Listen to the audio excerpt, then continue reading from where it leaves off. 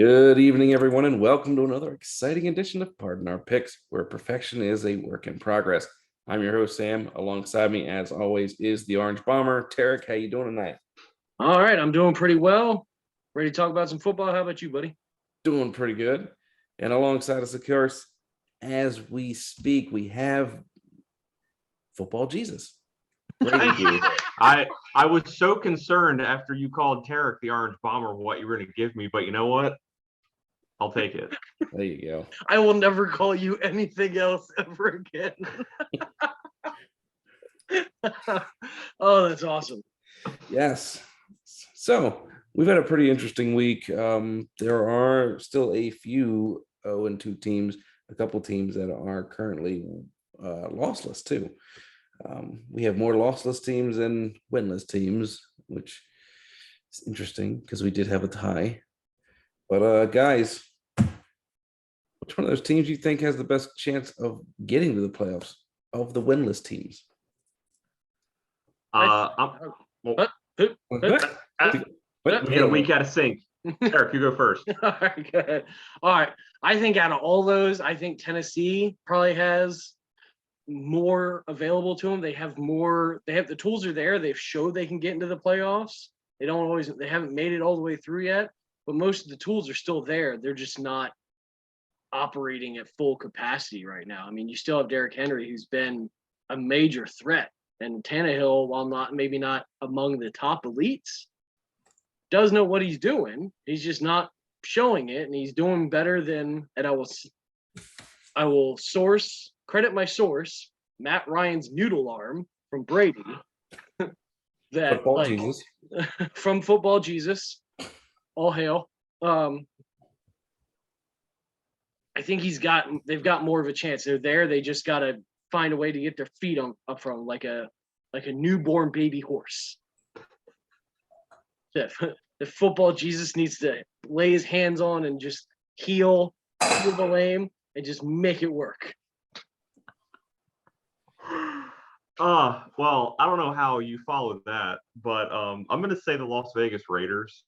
I mean, I feel like their fan base and their front office, not front owners, are kind of staring down the barrel of a gun. I mean, they traded away some picks to get Devontae Adams. They decided to release their first-round pick from a couple of years ago, who was on their offensive line, and they decided to not pick up the fifth-year option on a lot of their players who are going into the last year of the rookie deals. So, trying to revamp this team and kind of reshape the culture from what it looked like it was becoming last year. They almost have to make the playoffs, and the unfortunate thing for them is that they play in an extremely tough division, but that division isn't looking as tough as I feel like a lot of people looked as it being this year with how the teams are playing in that division this year. I really think that if the Raiders look at how the Green Bay Packers won with Devontae Adams, that is their key to success, is that they feed Devontae almost every pass and then run very sparingly. And I think that is their key to success. I mean, they've been in two really close games where they haven't been able to sustainably put up points. So, but I still think if they're able to just change their mindset just a little bit, that can lead them probably into a wild card, probably not for the division though. Both of those teams do have a single flaw, I think, that holds them both back. Tennessee, they really have to get Derrick Henry going. He has not looked himself. The Vegas Raiders, they just can't close out games. Can't do it. The team I'm going to pick, and the reason why they're 0-2, the Carolina Panthers. I think they have a really good shot. Their division is pretty weak, especially if Tom Brady continues to play like he is. Their biggest issue right now is quarterback play. And Baker Mayfield can play quarterback. He played quarterback pretty good. They got some decent receivers there. They got Christian McCaffrey, as long as the Band-Aids hold up. I mean, he no longer has Amari Cooper on his team, but I mean, it is what it is. So, but with the, he's got the good receivers. I think he has the best chance because I'm not sure that anybody in that division is really going to separate themselves. So of course, Carolina would be my pick there. I now know why he picked that team. Not the only reason why I picked them, but It's the only reason. Don't lie. Football Jesus will know. Football Jesus. I'm watching, just like Santa Claus. Of course, we are brought to you by Aardvark Concepts, more than just a sign shop, and In Too Deep, the band of Maryland. They catch them this Saturday, the 24th, at Fish Head Cantina. Fish Head Cantina is celebrating their anniversary as well. I'm not sure which one, but apparently they've been in business for a certain amount of years. They're celebrating. So let's move on to the standings this week. Let's take a look. Doesn't look as great as it did last week for our number one guy, Brady. Big week to a bad week. You got to play the odds. I went with quite a few upsets. I felt like last week to try and gain a little bit more ground. Wound up costing me. So let's go back to what works. I see that. Now I gained quite a bit of ground. So I did have the bad week 1, but week 2 I pulled it back in. So I'm happy with that. Just got to get over that 500 mark. Of course, I don't feel so bad. I was so nervous about my picks because you and Jess went against everything I said, and meanwhile I tied her and am now tied for first. So that's right. I'm okay. You and Jessica with the tie for first, and with that, let's go to our last place person for his game of the week. Football Jesus, who we got? We have got the Buffalo Bills going against the Miami Dolphins for first place in their division. Both of these teams have just been impressive right out of the gate. I mean, Buffalo looks like hands down the best team on paper and on the field week in, week out so far. And Miami has had 2 really impressive victories for completely different reasons. Miami won through the strength of their defense week 1 and through the strength of their offense week 2. Now, I don't think this is going to be anywhere near the clash of the Titans this looks like on paper, because I think Buffalo is just lands above. I mean, we just saw last night, they came out to prove something and they were sitting their starters in the third quarter because they'd put up 41 points in less than 3 full quarters. I mean, they are out to prove a point to this league. And I don't think that Miami's defense, the way that they played against the Ravens offense last week, is going to be able to contain Josh Allen and the Buffalo offense. So I have Buffalo taking a commanding lead in the division by at least 2 scores in this game. But I think Miami's they're going to make a show of it for a little bit. But then, I mean, it's Josh Allen, the Buffalo Bills, man. All right. So it's interesting. So I'm going to go a complete 180 from Football Jesus here. So Miami has showed a couple things. Will it be the Miami we've seen in the past where they showed like the Wildcat and just a completely off out of left field strategy? Don't think so. But they've been building for the last couple of years, a little bit here, stealing some players and staff from New England on down. And then you got like the youngest head coach in like history or something with Mike McDaniel. But they're starting to piece together a couple of things here. Buffalo, they've been steady, haven't been elite, but they've been working their way back up, I think, just as long. I think the record, I think, is perfect here, 2-0 for both of these teams. I think it's a really good matchup. I think I'm picking Miami to win, but I think it's going to be very close, and it may be something similar to the Baltimore game on Sunday, where it's just like the last second they just come in and manage to figure it out. I'm not gonna lie, the Miami Dolphins have shown themselves super resilient this year. I mean, they came back, they scored 28 to they outscored the Ravens 28-3 last week in the fourth quarter alone. The only reason why they came back and won. Now their defense finally stepped up and started stopping Lamar, who was having a great game. Week 1, they played a pretty downtrodden New England Patriots team, which sounds odd to say. The Buffalo Bills, however, have been a bit more tested with their contest. They played the Rams in week 1 and absolutely shellacked them. Week 2, they just destroyed the team they were playing. I mean, my goodness. They Tennessee Titans. Ham on the Titans, who have been struggling. So I knew who it was. I mean, it looked We like a destroyed JV that one football team. team out there. Anyway, the Titans who have been struggling a bit, but I think there's a difference between the Buffalo Bills and the Ravens this year. Buffalo Bills, they're not going to step off the gas at all. I think in the fourth quarter, this will be closer than the Buffalo Bills' most recent game, where they won like 47-7. But I do see the Buffalo Bills coming out of this one with the victory. So let's move on to the next game of the week. Tarik, the Orange Bomber. Who you got?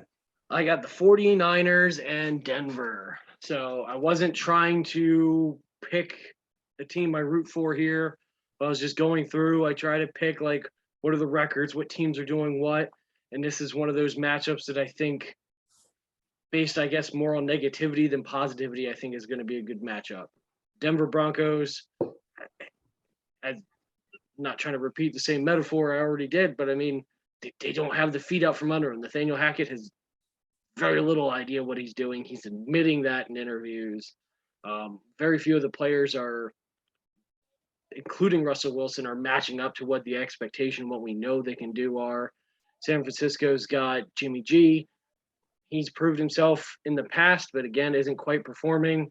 Nothing's going exactly the way anybody is thinking. And we were talking about that off recording about how many players are just not doing what we're expecting them to do. So I expected more from both of these teams than to be at 500 with 1-1. And I'm going against the Broncos. Get out of here. Going with the 49ers because Denver has not figured it out yet. And I don't know how long it'll take him to do it. So I'm going with the 49ers. My Gotcha. stars and garters, did you just throw your Broncos hat? I did. Well, if you've got a second one, throw one for me too, because I bought in to the Broncos hype at the beginning of this season. I mean, they signed Russell Wilson. They had the wide receivers. They had the running backs. They had a pretty good defense that when they traded away Von Miller last year, they played better. But they have just looked absolutely flat in both games against a Geno Smith-led Seattle team and the Houston Texans, who have been the bumbling idiots of the league for their entire franchise existence, essentially. And the 49ers, and I hate to say this, are a better team without Trey Lance at quarterback.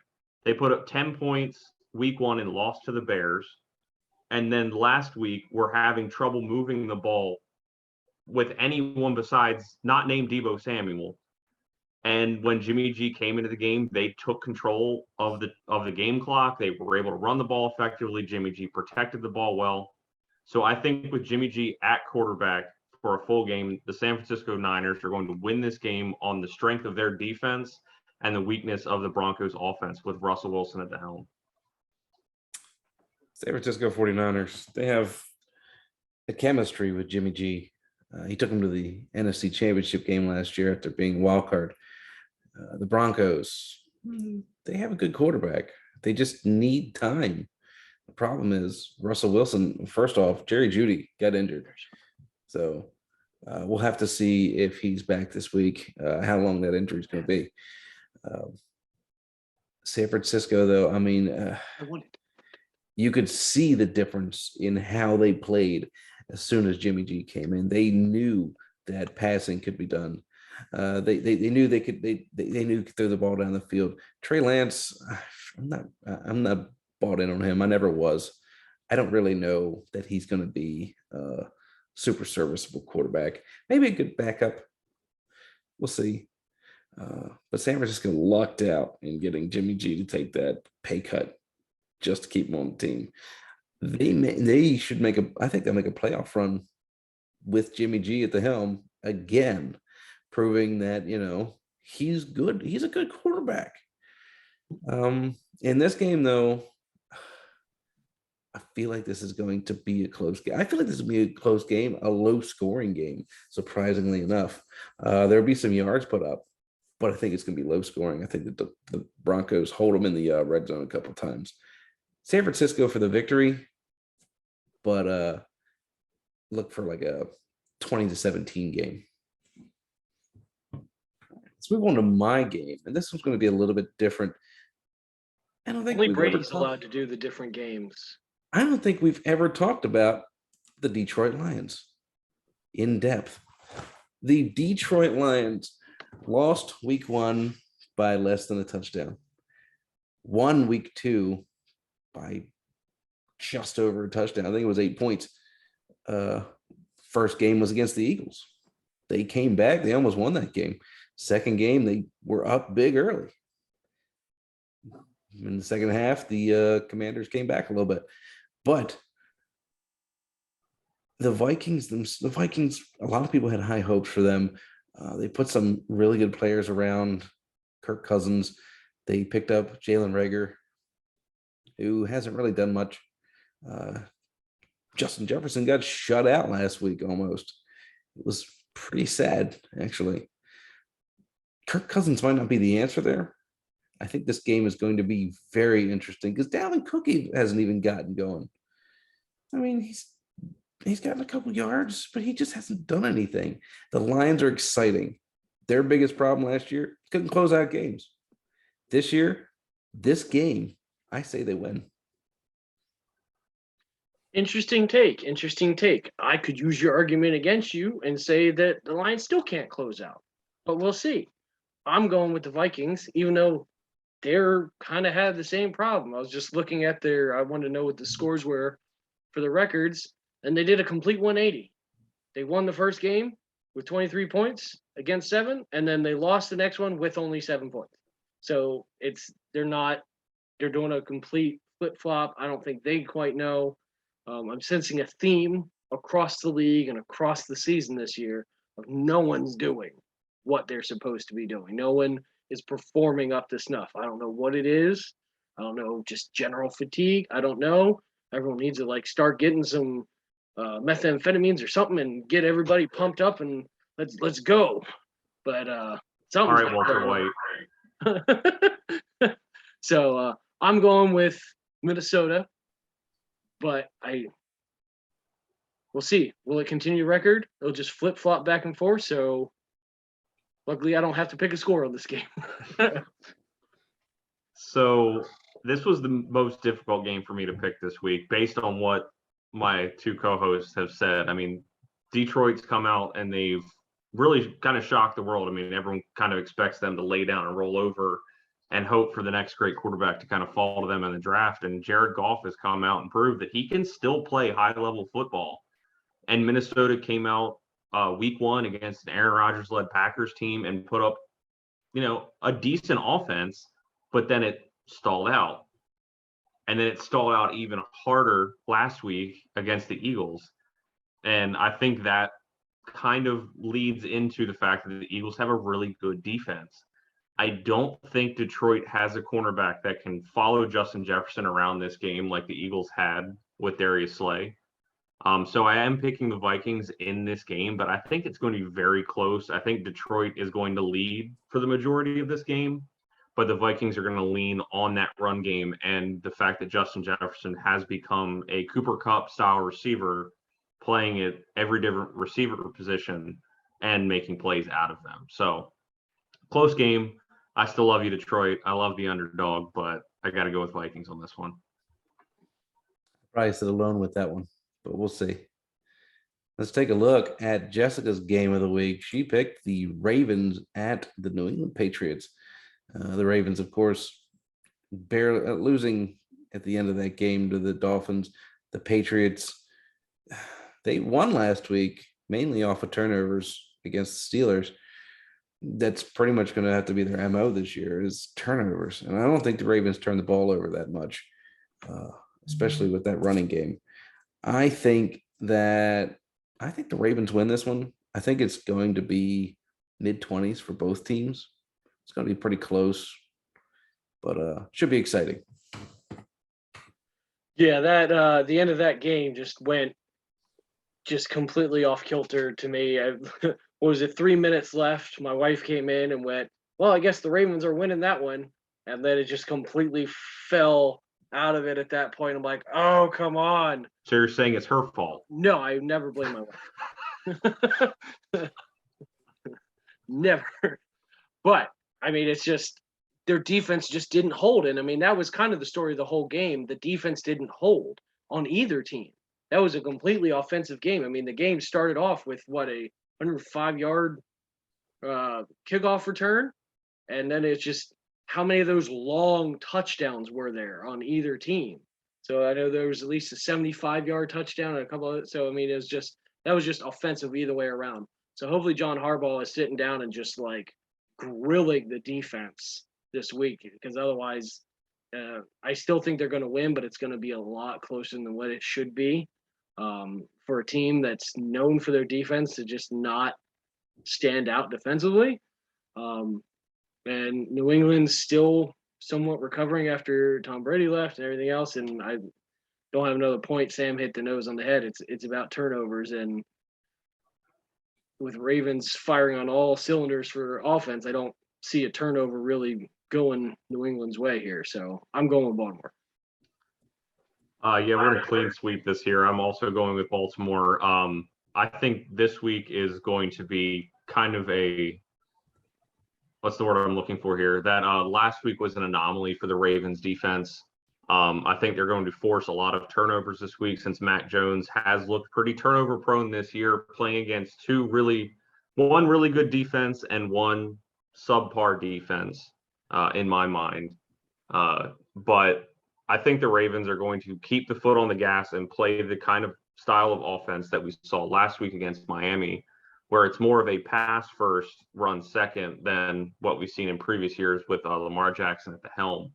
I haven't really seen anything stellar out of the Patriots this year. I mean, they've been in 2 close games that have scored in the high teens, low 20s, but no explosive plays, nothing showing up on SportsCenter, nothing like that. It's been grinded out, chippy football, and I don't think that the Ravens are going to fly all the way to Foxborough just to have an old school meaning like last year Baltimore style football game be played against them. So I think this is a coming out day for the Ravens defense. I expect at least 2 turnovers from the Ravens defense and have the Ravens winning this one by 2 scores.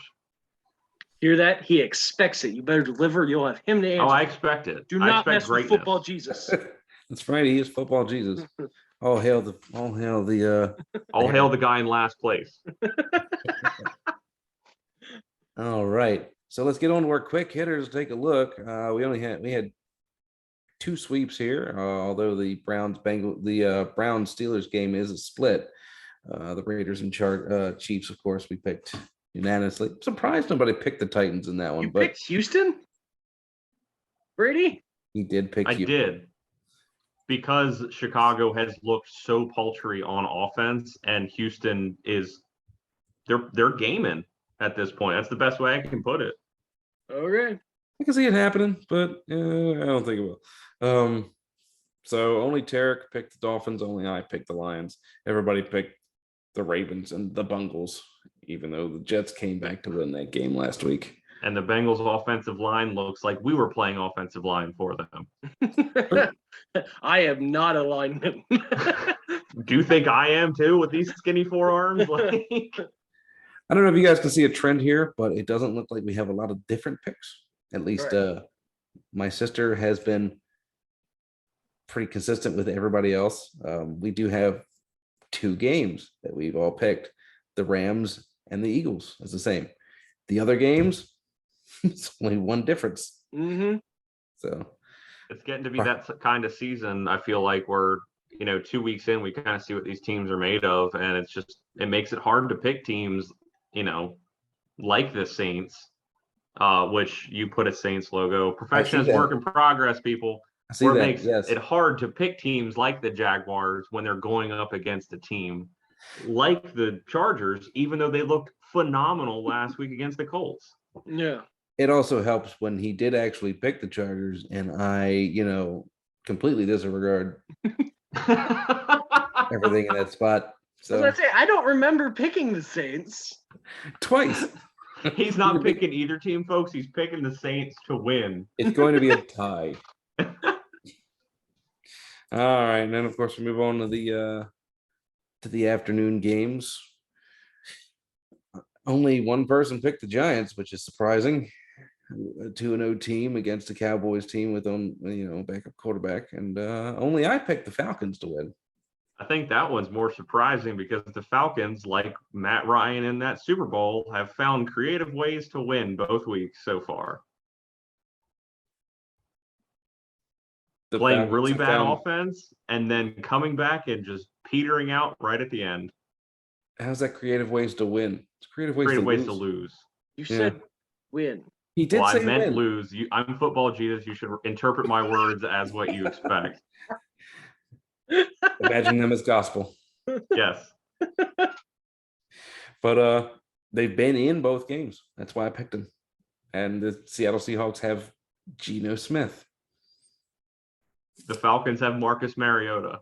They do. All right. That's it. Thank you guys so much for watching. Hope you're enjoying our new format. We're still adjusting week to week. If you liked it, leave a like, leave a comment. Tell us who you think is wrong. Tell us who you think is right. Leave who you think is going to win. All right. Give us any of your football thoughts. We were more than willing to hear any of them. And subscribe, hit the bell so you know when our videos drop. Most of the time they're Wednesday, unless I forget, like last week, and it didn't upload till right before the game started on Thursday. My bad. But Nothing but quality content for you. exactly. But as always, I'm Tarik. I'm football Jesus. And I'm Sam. And you have a great football week. Bye, guys.